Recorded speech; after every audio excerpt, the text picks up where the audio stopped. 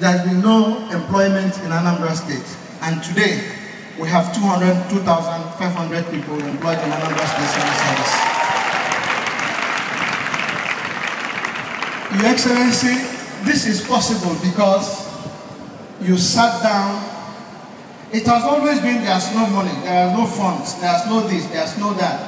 But you sat down for the period you were here and calculated and made sure you provided the funds for this to be possible. Your Excellency, thank you very much.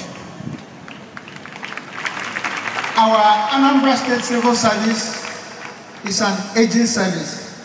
You represent the new core of people to be employed in the Anambra State Civil Service. There may be some gaps. Of course, there are gaps. We will from time to time show you the way. But I will start with our colleague that just said the opening prayers. It isn't the Civil Service Commission that organized the training. It is the Office of the Head of Service. Okay? Yes.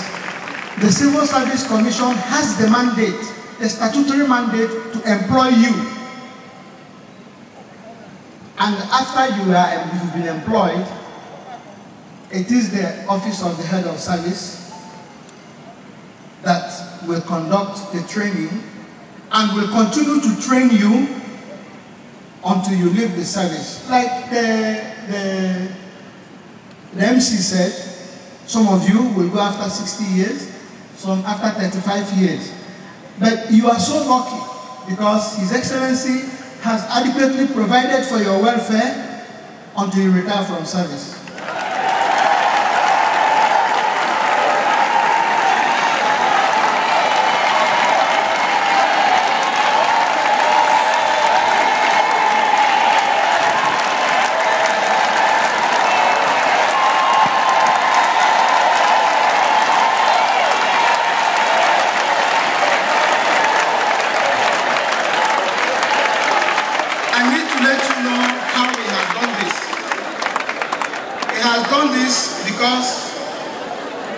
He has introduced contributory pension in Anambra State. What that means is that when you retire, you will even have more money than when you were in the service.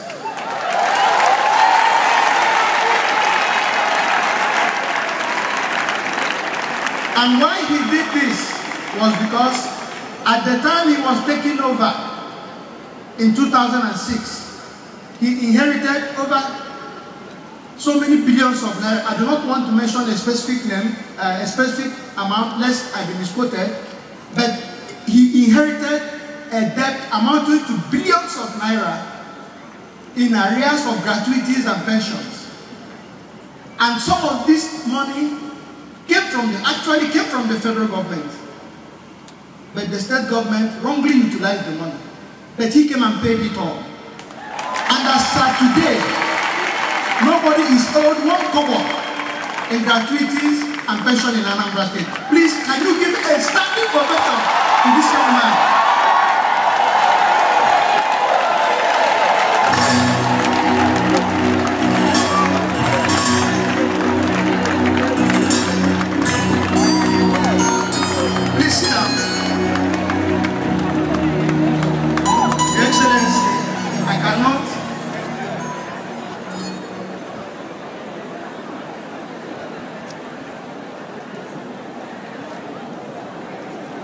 My emotions is running riot because I have been in the service for 33 years and I know what civil servants undergo. I became a permanent secretary in 2004. I didn't have a vehicle. At that time, there was nothing like this. What you had was that structure there that was built by the federal government for new states, of which Anambra State was one of the new states and benefited. But in the past 3 years, His Excellency has done these 2 buildings.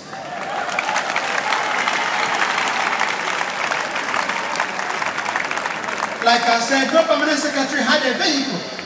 Today, His Excellency has changed vehicles for permanent secretary twice.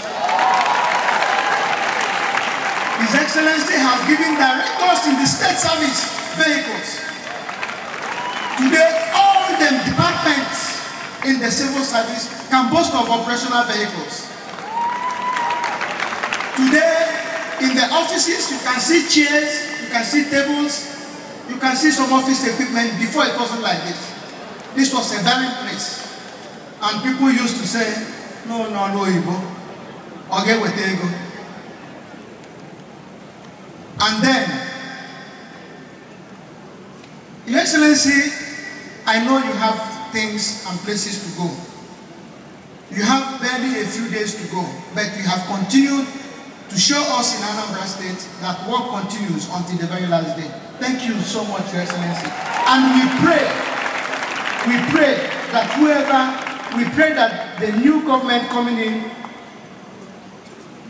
will remember and see your footsteps and follow it studiously.